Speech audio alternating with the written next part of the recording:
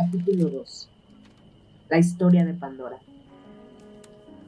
Nací en Roma, durante el reinado de César Augusto, en el año que, según nuestros cálculos, debió de ser el 15 a.C. Todos los datos históricos romanos y nombres romanos que cito aquí son rigurosamente ciertos. No los he falseado. No he inventado historias ni acontecimientos políticos falsos. Todo ello incidió de forma decisiva sobre mi suerte y la suerte de Marius. No he incluido nada por amor al pasado. He omitido el nombre de mi familia. Lo he hecho porque tiene una historia y no deseo vincular su antigua reputación, obras y epitafios a este relato. Por otra parte, cuando Marius le confió su historia al Estado, no le reveló el apellido de su familia romana. Yo respeto esa decisión y tampoco la revelaré aquí. Hacía más de 10 años que Augusto había sido coronado emperador, y era una época fantástica para ser una mujer educada en Roma, pues las mujeres gozábamos de total libertad. Yo tenía un padre que era un rico senador y 5 hermanos prósperos. Me crié huérfana de madre, pero querida y mimada por una legión de institutrices y tutores romanos que me concedían cuanto deseaba. Si realmente quisiera ponerte a lo difícil, David, escribiré esta historia en latín clásico, pero no lo haré. Y debo decirte que, a diferencia de ti, adquirí mi educación en inglés de forma casual. Desde luego, no lo aprendí en las obras de Shakespeare. He pasado por muchos estadios de la lengua inglesa durante mis viajes y mis lecturas, pero buena parte de mis conocimientos de inglés los adquirí en el siglo presente, y escribiré para ti en un inglés coloquial. Existe otro motivo para ello, que sin duda comprenderás si has leído la traducción moderna del Satiricón, de Petronio, o las sátiras de Juvenal. El inglés más moderno en realidad equivale al latín de mis tiempos. Las cartas oficiales de la Roma imperial no te dirán esto, pero las inscripciones garabateadas sobre los muros de Pompeya lo confirmarán. Poseíamos una lengua sofisticada, un sinfín de hábiles atajos verbales y expresiones comunes. Por consiguiente, déjame añadir, mientras la acción se haya suspendida, que yo nunca fui, como dijo Marius, una cortesana griega. Yo vivía como tal cuando Marius me dio el don oscuro, y quizá él me describió así por respeto a viejos secretos mortales, o quizá lo hiciera por despecho. No lo sé.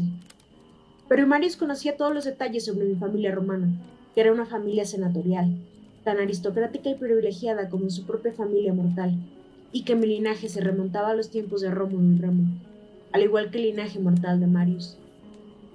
Marius no sucumbió a mí porque yo poseyera unos brazos hermosos, según lo indicó el Lestat. Esta trivialización seguramente fue una provocación. No les reprocho nada, ni a Marius ni al Lestat. Ignoro si el primero erró al describir los hechos o si el segundo los interpretó mal. Mis sentimientos hacia mi padre han sido tan fuertes hasta esta misma noche, mientras estoy sentada en este café, escribiendo mi historia para ti. David, me asombra el poder de la escritura, de trazar unas palabras en un papel y evocar con tal intensidad el amable rostro de mi padre. Mi padre tuvo una muerte atroz, no merecía ese fin. Pero algunos de nuestros parientes sobrevivieron y posteriormente restituyeron el buen nombre de nuestra familia. Mi padre era rico, uno de los auténticos millonarios de aquella época, con capital en numerosos negocios. Ejerció de soldado en más ocasiones de las que le fueron requeridas. Era senador, un hombre inteligente y de temperamento apacible, y después de los horrores de la guerra civil, se convirtió en un acérrimo partidario de César Augusto, y el emperador le tenía en una gran estima. Por supuesto que mi padre soñaba con la restauración de la República Romana. Todos soñábamos con ello. Pero Augusto había aportado paz y unidad al imperio. Durante mi juventud me encontré con Augusto en muchas ocasiones, siempre en algún concurrido e intrascendente acto social. Tenía el aspecto que mostraba en sus retratos, un hombre delgado, con la nariz larga y afilada, el pelo corto, un rostro corriente. Era una persona racional y pragmática, por naturaleza, desprovista de una crueldad anormal y para nada vanidosa. El pobre tuvo la suerte de no ser capaz de adivinar el futuro, de no intuir ni siquiera todos los horrores y la locura que se desencadenarían con Tiberio, su sucesor. y que persistirían durante tanto tiempo bajo otros miembros de su familia. Yo no comprendí hasta más tarde la singularidad y los logros del largo reinado de Augusto. ¿Fueron 44 años de paz en todas las ciudades de Europa? Nacer en aquella época significaba hacerlo en una época de creatividad y prosperidad, cuando Roma ostentaba el título de Caput Mundi, de capital del mundo. Cuando vuelvo la vista atrás, soy consciente de la poderosa combinación que representaba poseer una tradición e ingentes cantidades de dinero, valores antiguos y un poder nuevo. Nuestra familia era conservadora, estricta, incluso un tanto anticuada, pero gozábamos de todos los lujos imaginables. Con los años mi padre se convirtió en un anciano aún más tranquilo y conservador. Disfrutaba con la compañía de sus nietos, que nacieron cuando él todavía era un hombre vigoroso y activo. Aunque mi padre había combatido sobre todo en las campañas del norte libradas junto al Rin, estuvo destinado en Siria durante un tiempo. Había estudiado en Atenas, había prestado tantos servicios y con tanta eficacia al imperio que le permitieron jubilarse anticipadamente, mientras yo me hacía mujer. Una temprana retirada de la vida social que bullía en torno al palacio imperial, aunque en aquel entonces yo no fuera consciente de ello. Mis 5 hermanos eran mayores que yo, de modo que no se produjo un duelo romano ritual cuando vine al mundo, como se dice que ocurría en las familias romanas cuando nacía una niña. Todo lo contrario. Mi padre se había situado en 5 ocasiones en el atrio, ante toda la familia que se había reunido allí sosteniendo en brazos a un hijo recién nacido, y tras examinarlo, había declarado que era un bebé perfecto y digno de criarse en su hogar, de acuerdo con su prerrogativa. Como sin duda sabes, a partir de aquel momento mi padre tenía el poder de decidir sobre la vida y la muerte de sus vástagos. Si mi padre no hubiera deseado estos hijos varones por el motivo que fuere, los habría abandonado en la calle para que murieran de hambre. La ley prohibía robar a esos niños y convertirlos en esclavos. Dado que ella tenía 5 hijos, algunos supusieron que se apresuraría a desembarazarse de mí. ¿Quién necesitaba una niña? Pero jamás abandonó ni rechazó a ninguno de los hijos de mi madre. Cuando nací, mi padre, según me han contado, lloró de alegría. Mi madre falleció cuando yo tenía 2 años, y lo único que recuerdo de ella es su bondad y su dulzura. Había perdido tantos hijos como había parido, y la muerte precoz era muy corriente en aquella época. Mi padre escribió un maravilloso epitafio para ella, y su memoria fue honrada durante toda mi vida. Mi padre no trajo a ninguna otra mujer a nuestra casa. Se acostaba con alguna de las esclavas, pero eso no era inusual. Mis hermanos también lo hacían. Era una práctica común en las casas romanas. No siento ningún dolor por haber perdido a mi madre, porque yo era demasiado niña cuando ella murió, y si alguna vez lloré su ausencia, no lo recuerdo. Lo que sí recuerdo es que podía corretear a mis anchas por una antigua, enorme y suntuosa casa romana, de planta rectangular. El jardín serpenteaba y rodeaba cada estancia de la vivienda. Yo era la niña de los ojos de mi padre. Recuerdo que me encantaban ver practicar a mis hermanos en el jardín con sus espadas cortas, de 2 filos, o escuchar a sus tutores cuando les impartían clase. Yo tenía también unos excelentes maestros que me enseñaron a leer la Eneida de Virgilio, antes de que hubiera cumplido los 5 años. Las palabras me fascinaban, me gustaba cantarlas y decirlas. Y debo reconocer que incluso hasta ahora gozo escribiéndolas. No habría podido confesarte esto hace unas noches, David. Tú me has devuelto algo y es justo que lo reconozca. A mi padre le parecía muy divertido que yo supiera recitar versos de Virgilio a tan temprana edad, y nada le complacía tanto como exhibirme en los banquetes a los que convidaba a sus amigos senadores, tan conservadores y anticuados como él, y a veces al mismo César Augusto. César Augusto era un hombre afable. Sin embargo, no creo que a mi padre le gustara recibirlo en nuestra casa, pero imagino que de vez en cuando no tenía más remedio que agasajar al emperador con exquisitas viandas y buenos vinos. Yo solía aparecer con mi niñera para ofrecer un recital que suscitaba los aplausos de los comensales, y seguidamente me retiraba de nuevo a mi habitación. Quiero destacar que los romanos, como sabes, albergaban en su corazón una pasión especial por la glotonería, y esos banquetes se convertían inevitablemente en un espectáculo repugnante. Los comensales se retiraban al vomitorio de la casa para arrojar los primeros 5 platos del festín y así poder devorar los siguientes. Yo me divertía desde mi cama, oyéndoles vomitar y reír estruendosamente. Las comidas familiares eran muy distintas. En esas ocasiones nos comportábamos como miembro de una antigua familia romana. Todos ocupaban su lugar a la mesa. Mi padre era el jefe indiscutible de la casa, y no toleraba la menor crítica contra César Augusto, quien era sobrino de Julio César, como ya sabes. Y en realidad no gobernaba como emperador de acuerdo con la ley. Augusto mantenía la paz, sentía un profundo respeto por el Senado romano, mandó construir los viejos templos porque creía que la gente necesitaba la piedad religiosa que había conocido bajo la República. Nadie pasaba hambre en Roma, e incluso se regalaba a Egipto maíz para los pobres. El emperador mantenía vigentes una impresionante cantidad de festivales, juegos y espectáculos tradicionales suficientes para que uno se hartara, pero nosotros, como romanos patriotas que éramos, teníamos la obligación de asistir a ellos con frecuencia. No puede negarse que presenciábamos escenas muy crueles en la arena. Se llevaban a cabo ejecuciones salvajes y la crueldad contra los esclavos era permanente. Pero lo que hoy en día no comprende la gente es que junto a esto existía en Roma, por parte incluso del individuo más pobre, una gran sensación de libertad personal. Los tribunales se tomaban el tiempo necesario para llevar a cabo sus deliberaciones, consultaban leyes antiguas, observaban las pautas de la lógica y las normas. La gente podía expresar su opinión libremente. Me interesa resaltar esto, porque esta historia constituye un elemento clave, el que tanto Marius como yo naciéramos en una época en que las leyes romanas, según decía Marius, se basaban en la razón, en contraposición a la revelación divina. Recuerdo con toda claridad la absoluta belleza de esa época, y la ciega convicción de mi padre de que Augusto era un dios y de que Roma jamás se había afanado tanto en complacer a sus deidades. Deseo ofrecerte ahora un recuerdo muy importante. Permíteme antes que establezca el escenario. En primer lugar, hablemos de Virgilio y del poema que escribió, La Eneida, en el que ampliaba y glorificaba en grado sumo las aventuras del héroe Eneas, un troyano que huyó de los horrores de la derrota a manos de los griegos y salió del célebre caballo de madera para arrasar Troya, la ciudad de Helena.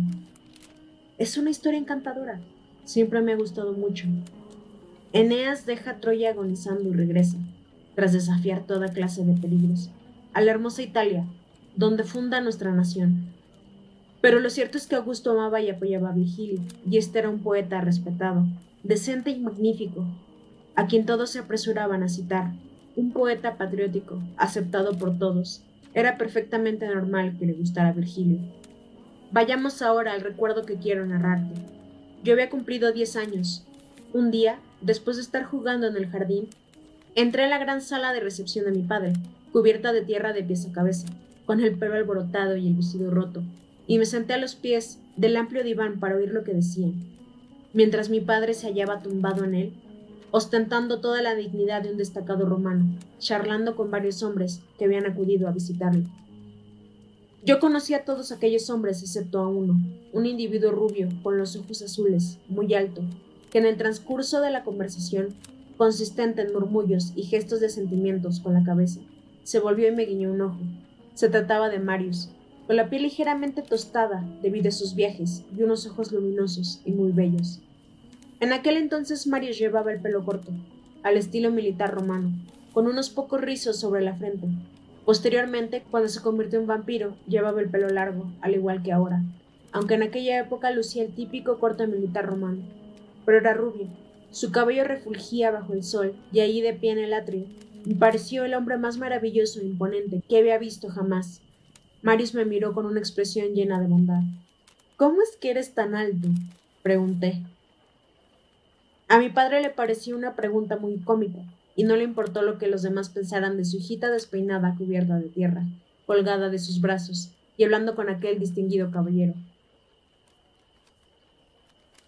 Bonita mía, soy alto porque soy un bárbaro, respondió, y se echó a reír, coqueteando conmigo como si yo fuera una damita, tratándome con una diferencia a la que no estaba acostumbrada.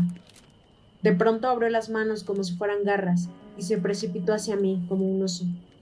Yo me enamoré de él de inmediato. No, en serio. No puedes ser un bárbaro. Conozco a tu padre y a todas tus hermanas. Viven un poco más abajo en la colina. Mi familia siempre habla de ti en la mesa y solo dice cosas agradables, por supuesto. De eso estoy seguro, dijo, echándose a reír. Advertí que mi padre empezaba a impacientarse. Lo que yo no sabía era que una niña de 10 años podía comprometerse en matrimonio.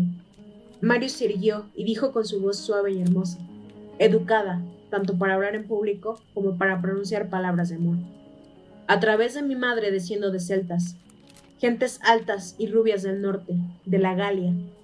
Mi madre era allí una princesa, según me han dicho. ¿Sabes quiénes son esas gentes? Respondí que lo sabía, por supuesto, y empecé a recitar de memoria el relato de Julio César sobre la conquista de la Galia, o tierra de los celtas. La Galia se compone de 3 partes. Marius estaba francamente impresionado como los demás, así que continué. Los celtas están separados de Aquitania por el río Garona, y la tribu de los belgas por los ríos Marne y Sena. Mi padre, un poco incómodo porque su hija había acaparado toda la atención, me interrumpió para asegurar a sus visitantes que yo era la alegría de su vida, que estaba muy consentida por todos y que no dieran importancia a ese incidente.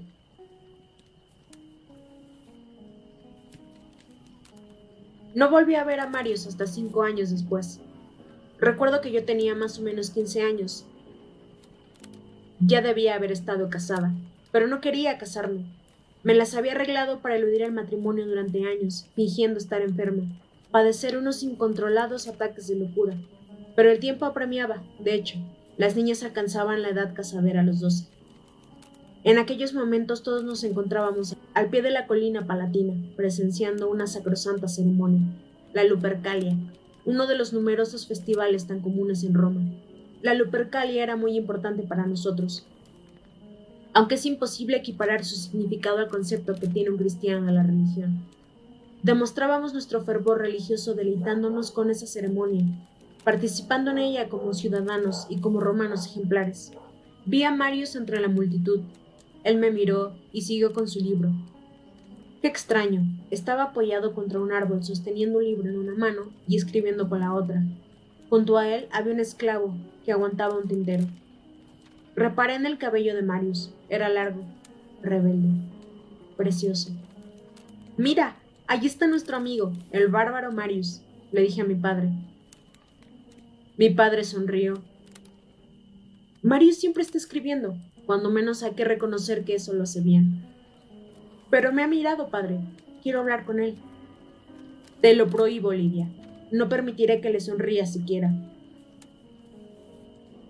De regreso a casa le pregunté, si vas a casarme con alguien, puesto que no hay nada que yo pueda hacer para evitar ese horrible trago, solo suicidarme, ¿por qué no me casas con Marius?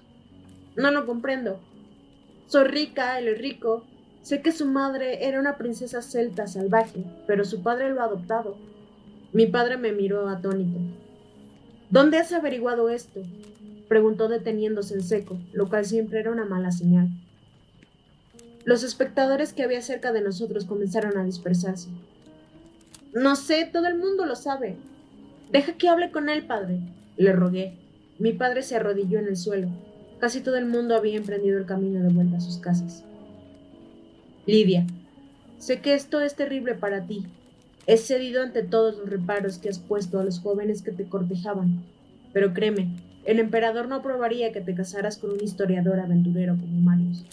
No ha servido en el ejército. No puede poner los pies en el Senado. Es imposible. Cuando te cases, lo harás con un hombre digno de ti.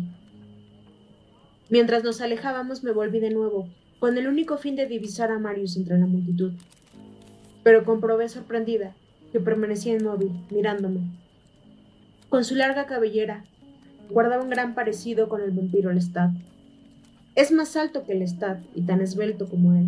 También tiene los ojos azules y una gran fuerza muscular y un rostro que casi se podría considerar hermoso. Me solté de la mano de mi padre y eché a correr hacia Marius. Quiero casarme contigo, pero mi padre no lo consiente. Jamás olvidaré la expresión de su rostro, pero antes de que él pudiera decir algo, mi padre me agarró de la mano y entabló con él una conversación en términos respetuosos, pero tajantes. Habían de transcurrir 20 años antes de que nos encontráramos de nuevo. Yo tenía entonces 35. Puedo decir que nos encontramos en unos dominios tenebrosos, en más de un aspecto.